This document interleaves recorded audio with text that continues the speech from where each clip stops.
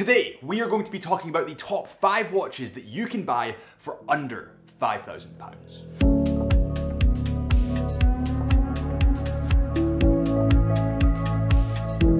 Welcome back to the Chisholm Hunter channel. My name is Harrison as always, and this channel is about documenting my watch journey, and hopefully by doing this, I'll help you with yours. And today, we are discussing the top 5 watches that you can buy, in my opinion, for under £5,000. So let's start with number 1, because number 1 is a banger. Starting at number 1, we have the Longines Hydra Conquest, which is, in my opinion, one of the best diving watches you can buy for the money. It comes in at £1,500, so a good chunk below the £5,000 mark. Now, something that I love about Longines as a brand is their diversity in their ranges. When you look at the Longines Hydra Conquest, it comes in at 39mm, it comes in at 41mm, it also comes in at 43mm. So you have a wide range to pick between. Whereas when you look at the Omega Seamaster range, it only really comes in at 42mm. They don't have that diversity in the range. To add to this diversity aspect, they also have a wide range of colors to choose between. They have green, black, blue, all the standard big hitting colors that you can find, they pretty much have them. But what I think they're missing, in my opinion, and this might be something that they bring out, it might not, I do hope it is something that they bring out, but a white dial.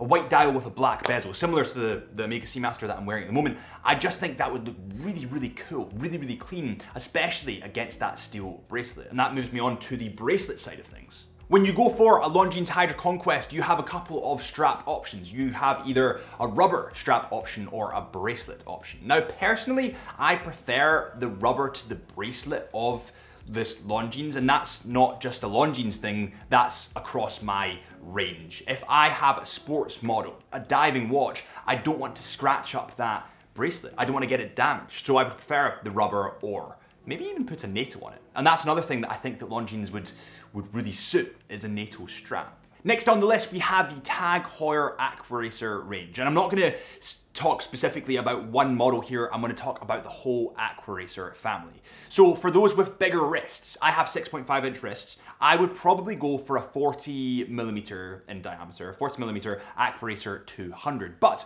the 300 meters comes in at 43mm, and it goes to 300 meters of water resistance. So if you have thicker wrists, you do have that variety. As well as this, you have a diverse range of colors and metal types to choose between. I won't go through the colors because it would literally take me all day, but I'm gonna talk a little bit about why I think TAG is a pretty incredible brand. And just like that, it's time for the wrist check. What is on your wrist today? I love seeing all the weird and wonderful watches that you guys come up with. I am currently wearing the king under the ocean, the king in the sea, the king on land, the king of watches. It's the Omega Seamaster 300-meter grey white.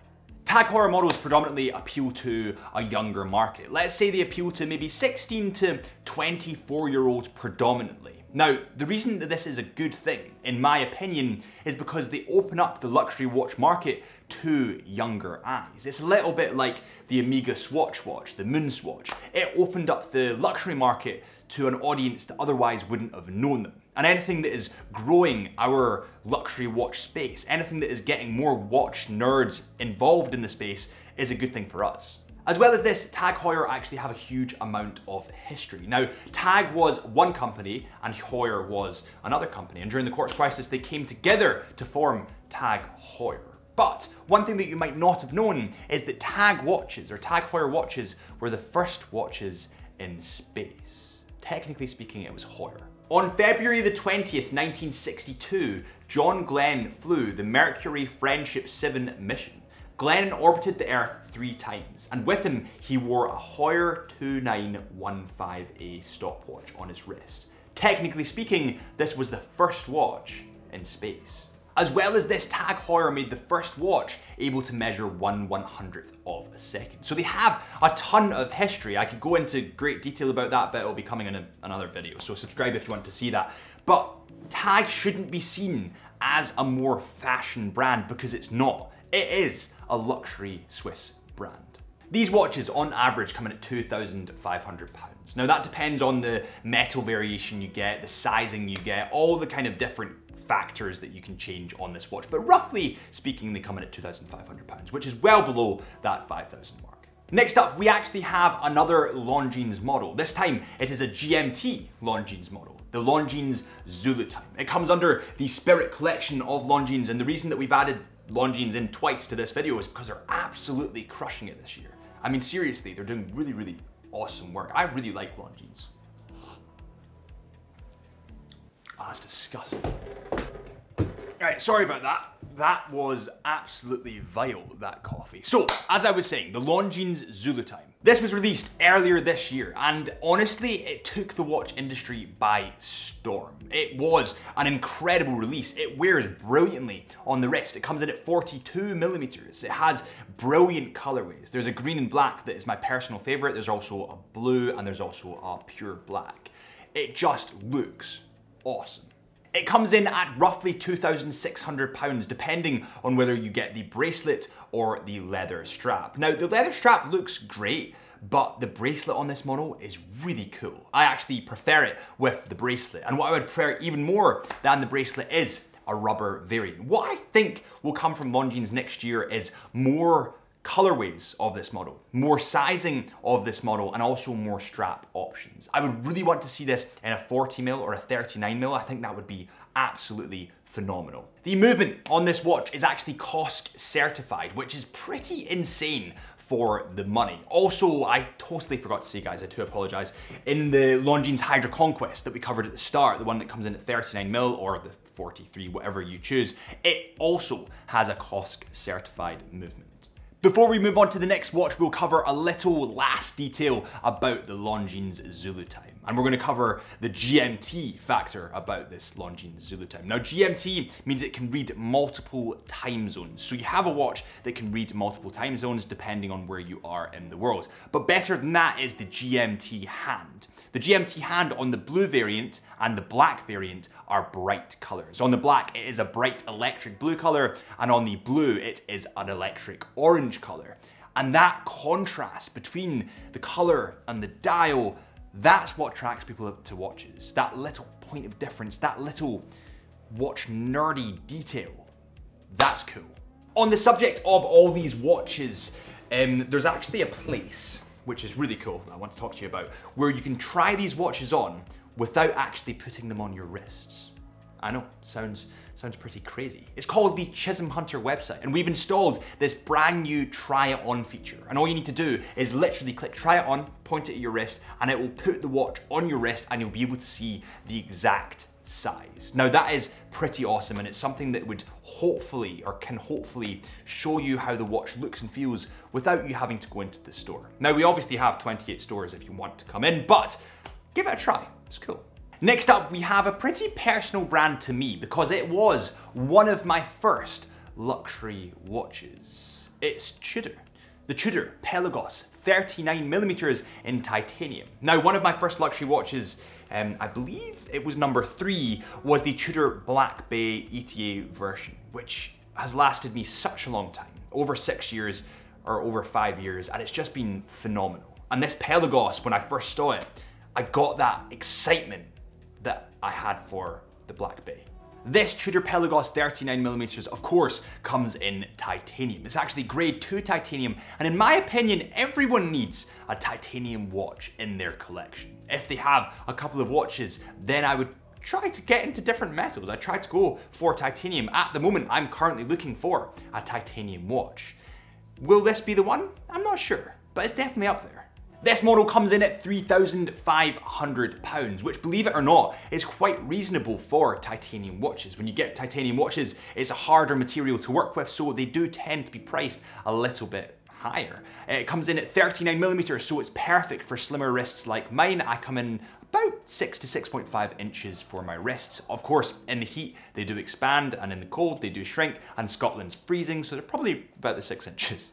This model is also COSC certified. Actually, according to Tudor's website, it achieves 40% above COSC certification. I can never say that word. Certification. As well as this model goes to 200 meters of water resistance, which is pretty good for a diving watch. I would like to see it go to 300, but then again, when would I ever dive to 300 meters? I probably wouldn't. Also, I would style this watch with the black rubber strap that you can get from Tudor. It looks unbelievable. It kind of slots really comfortably in between the lugs. I'll pull up a picture at the moment. Just stylistically, this watch is almost perfect. An honourable mention before we move on to the next watch on the list is the Rolex Oyster Perpetual. It comes in at 41mm and comes in at £5,100. So it is slightly over our budget, but we'll let it slide because it's Rolex. Now, when anyone in the industry is ever asking me about a watch, is ever looking for a watch, odds are it's a Rolex model. And this is, in my opinion, one of the best entry-level watches that you can buy. But the problem, of course, arises where you can't buy it unless you get it pre-owned, in which case it's a lot higher up on the price chart. But if you can find it new, have a look. Next up is the Omega Seamaster 300-meter diver. You simply can't take a crown from a king.